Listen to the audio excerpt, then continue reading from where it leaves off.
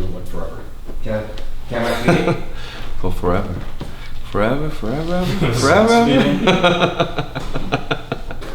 Yeah, the sound intro. Alright, I just want to start off by saying thank you for coming here, and we appreciate you for that. Thank you.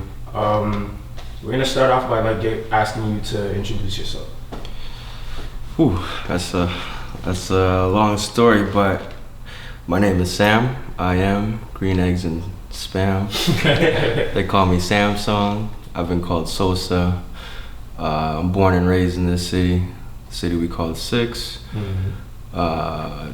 Chinese-born Canadian with a little Jamaican twist.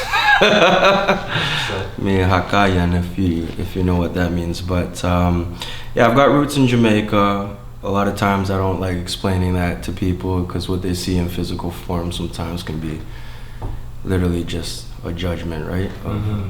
But at the end of the day, I'm an artist and I'm just trying to let my voice be heard through art, visual art, specifically through tattooing. Mm-hmm. But coming from the streets of this city, we live in the belly of the beast, and sometimes we get to points where literally, when our back's against the wall, we gotta do what we gotta do to survive. So I just wanna be the voice and a platform for all the artists in the city, really. And obviously put Ink Living Color on the map. No, definitely. Yeah, man. Alright, one question I wanna ask you is, what was your most challenging obstacle that you faced when, in terms of finding the lane that you're in now? I'd have to say it'd be obviously being a father. Okay. That's number one. That's number two. Number one is that I deal with mental health issues. I'm a recovering addict. I've been to treatment 4 times for drug addiction. But at a young age, I didn't realize that literally I've had an addictive personality for as long as I can remember. Used to be a pretty quiet kid, still am, but I learned to use my voice as a weapon.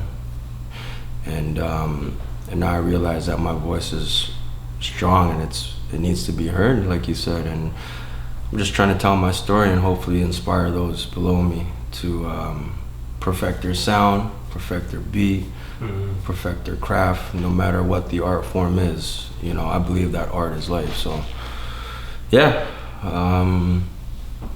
my biggest struggle is definitely addiction. It's an everyday struggle. I gotta wake up every morning and have a set routine that I've gotta go through. You call it, just being one with God. That's how I found my way, being one with God, and He is that power greater than myself. As crazy as it sounds, but Yeah, definitely. yeah. In terms of the addiction, what addiction is it? It's my DOC is what they call it. My drug of choice was cocaine. Which is a hard drug classified. There's harder drugs out there, but it was cocaine and alcohol for a while. And it's an everyday struggle, that I go through still to this day. But I've got I'm functioning, I'm there for my team, my family. But at the end of the day, I believe beyond most people, they don't actually understand addiction. They overlook addiction as something that could be overcome by willpower. But willpower alone can't really solve this problem. It's a way of living, It's a way of life. So what I'm trying to say is that it's like a new routine, like a new way of life that I've found, but I found my passion in art, my family at work, the Ink Living Color family. I literally am there for them. If I'm not there for myself and I can't love myself, I can't be there for them. So literally they are my what's the word? God damn, this is gonna be edited. They are they're my foundation. Yeah. They're my foundation, and I can't let them down because they depend on me, like I depend on them. That's interesting, because like the question I was gonna ask next was, what was it that impacted your life in a way to make you want to change?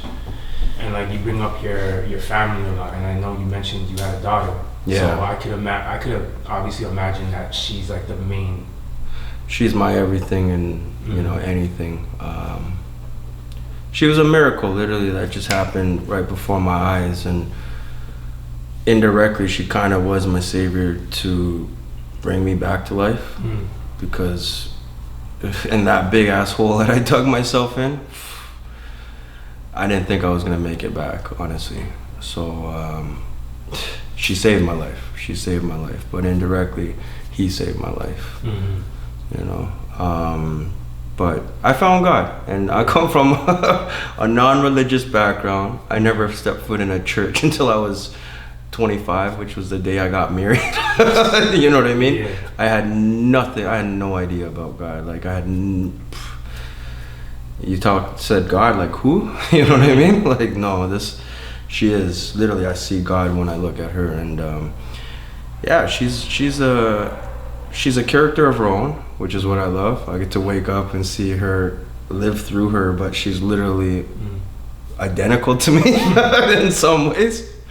But she literally is her own being, and just watching her grow, I wanted to be a father that I never had growing up. Although my father is in my life now, that's a whole long story in itself. In those adolescent stages of my life, I didn't have a father figure, so I want to be that for my daughter, and that's what really keeps me motivated. That keeps my fire burning, more or less.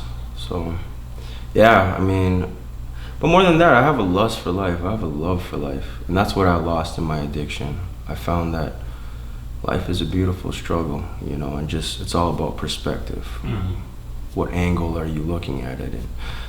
And to me, I'll try to look at all the positive things and then the negative. So, yeah, man.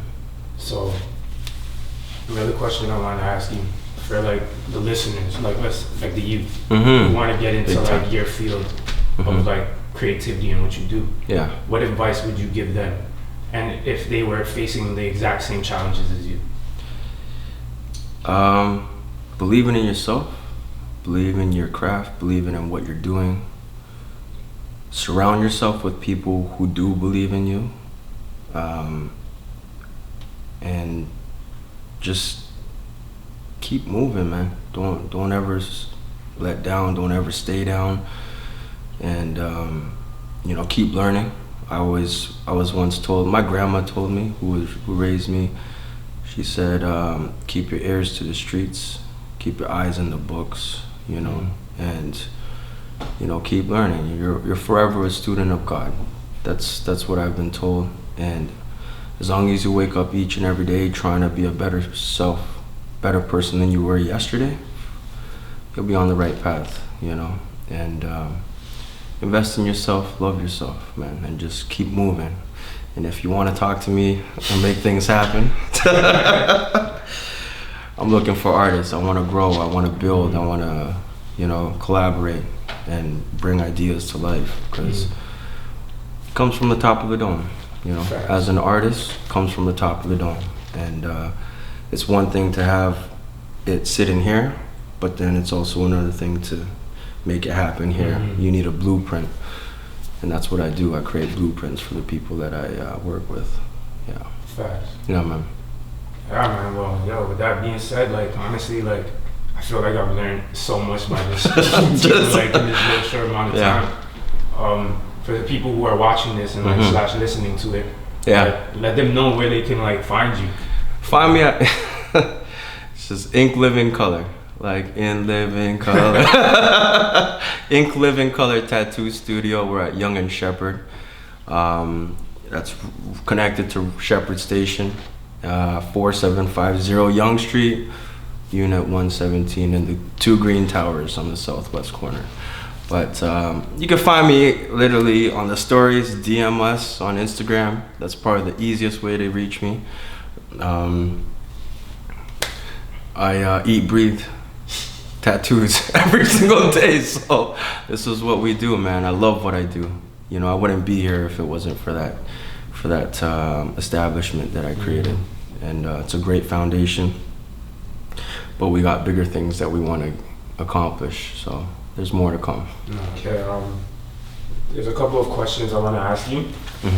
It's revolving around like a couple of questions I asked you in the beginning.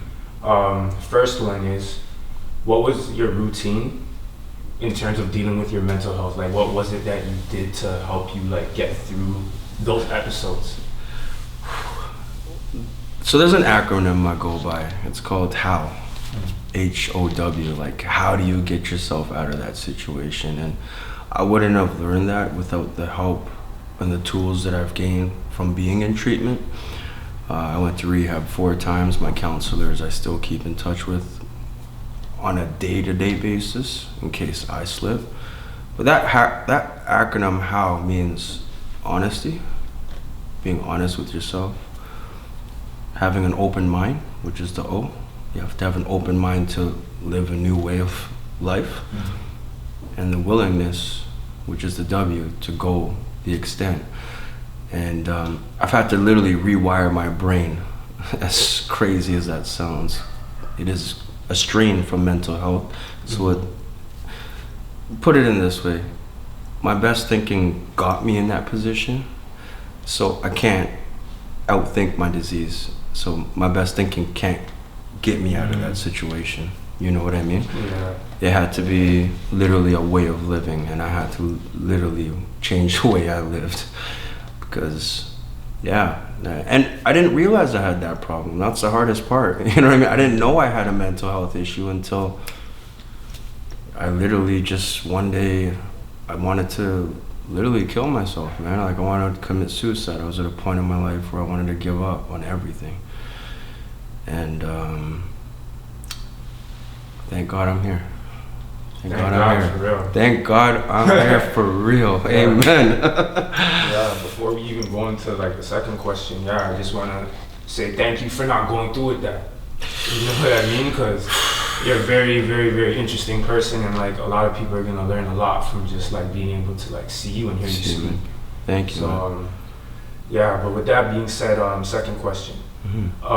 What were some of the obstacles that you went through in terms of like getting into your creative practice, and like how did you maneuver through those obstacles? Well, the crazy thing is I don't tattoo. I don't tattoo at all, and it's crazy because people are like, well, how do you own a tattoo studio if you don't tattoo?